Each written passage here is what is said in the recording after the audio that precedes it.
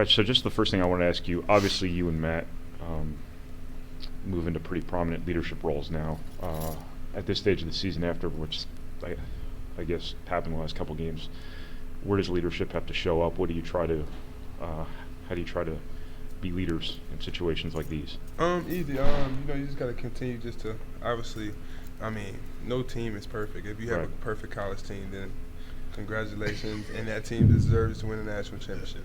But in our situation, I mean, we're early, 3 games in. Obviously, nobody wants to lose. Right. Nobody wants to miss layups. Nobody wants to miss jumpers. But we just have to, just have that fight in us. I feel like we have every single piece to be a very talented team. We just have to have that fight in us. And I feel like once we do that, this is a brand new team. Right. 2 people started last year for us. That starts now. Yeah. Obviously, we got to be more leaders, be more vocal, be more demanding of our teammates and ourselves. But once we get that, I feel like we're going to be okay. So has there been some kind of message that you've kind of wanted to get across to people around you? You have a lot of guys growing into new roles, a lot of new guys, period. Absolutely. Basically, just the motto of the storm doesn't last forever. I mean, it doesn't rain 365 days a year. It doesn't storm 365 days a year. Just the same approach that we take with this team. Obviously, we're going to have our good days. We're going to have our bad days. But it's how we overcome it.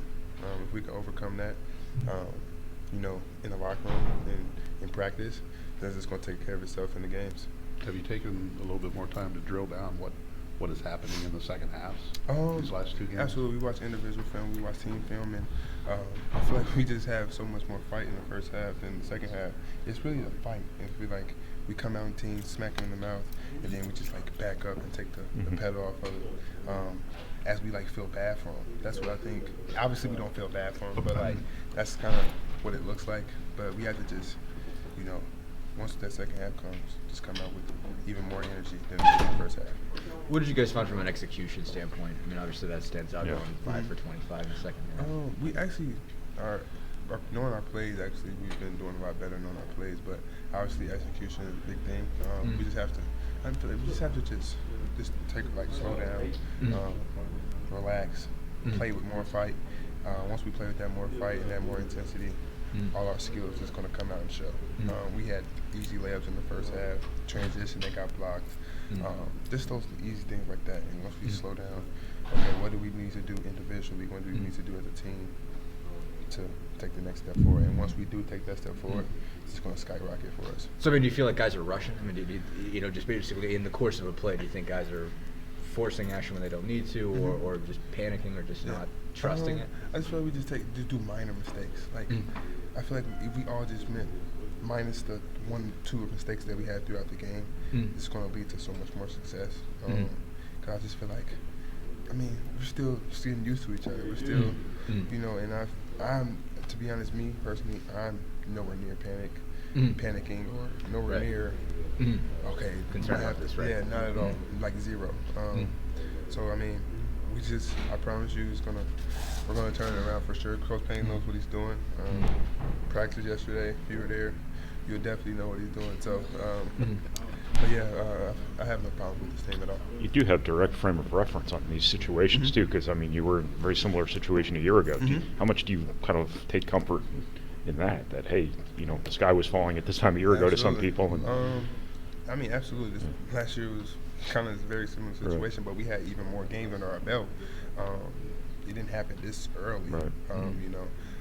But obviously you can start off 0-7 and still be a 3 seed in the NCAA tournament. This is how it works.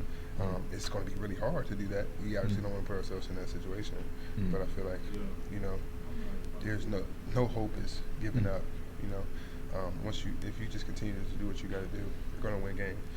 Freshman year, we won 19 straight games. I think 19 straight, and we didn't even really realize it that we won 19 straight games. We just were playing the next game. Once we won that one, play for the next team, and it just continues to add up. So that's what we're going to continue to do now. We're going to build off of.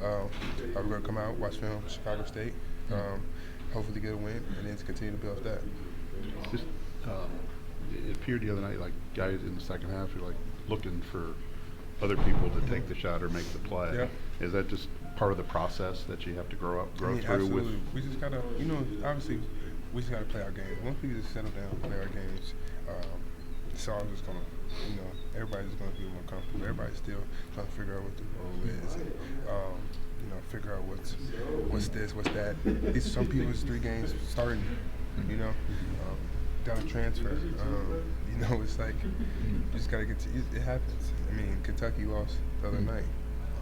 I mean, it happened. They got a brand new team, and they were number 1 seed.